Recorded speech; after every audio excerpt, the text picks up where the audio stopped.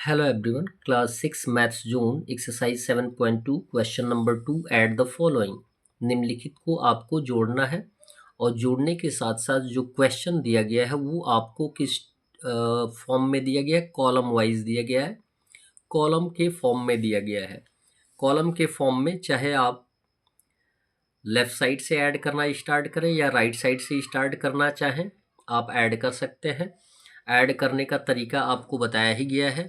यहाँ पे यदि कांस्टेंट से स्टार्ट करते हैं यानी राइट साइड से स्टार्ट करते हैं तो आप ये देखेंगे कि जितने भी कांस्टेंट हैं उनमें दो क्या है, पॉजिटिव है। एक +5 है, एक +7 है, तो दोनों जुड़ जाएंगे। तो 5 + 7 कितना हो जाएगा, 12। ठीक है, 12 में से 6 हम माइनस कर सकते हैं। तो 12 में से 6 माइनस करेंगे तो देखेंगे कि 12 पॉजिटिव है, तो आंसर क्या होगा, पॉजिटिव। और नेगेटिव नंबर स्मॉलर है इसलिए आंसर क्या होगा, पॉजिटिव होगा। तो 12 - 6 हो जाएगा 6, यानी +6 आ जाएगा। अब मिड टर्म में चलेंगे तो हम ये देख रहे हैं कि एक है -6m और एक है +6m और एक है -3m। ये लाइक टर्म्स है और लाइक टर्म्स में ही हम प्लस माइनस कर सकते हैं। तो आपको ये दिखाई दे रहा होगा कि एक जो टर्म है -6m ये नेगेटिव है और एक जो है पॉजिटिव है। वैल्यू क्या है, सेम है।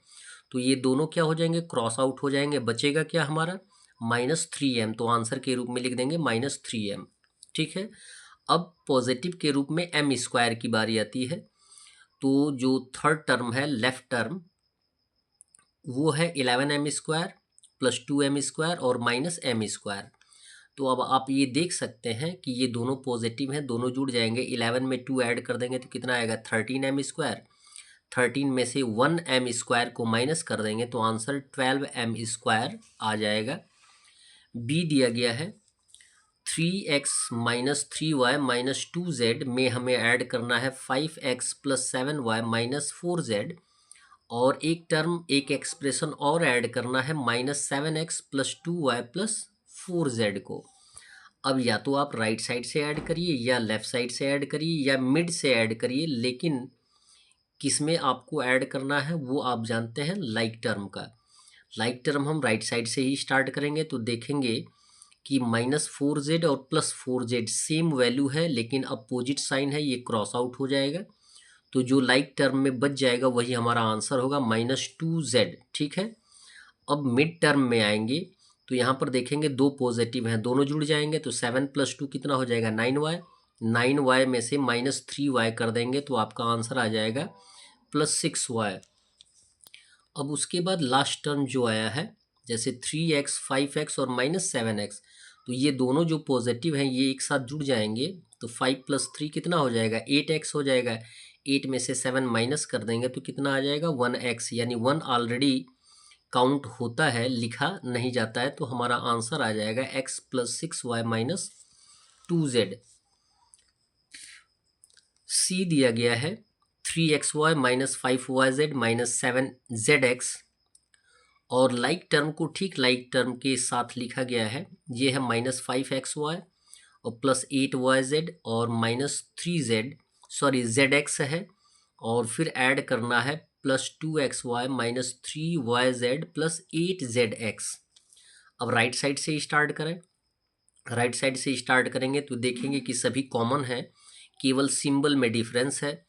तो आप जो पॉजिटिव एक ही है 8zx, ठीक है, नेगेटिव एक साथ जुड़ जाएगा तो ये हो जाएगा 7 + 1 कितना हो जाएगा, 8, यानी -8z ये हो जाएगा दोनों जुड़कर, और ये +8z है।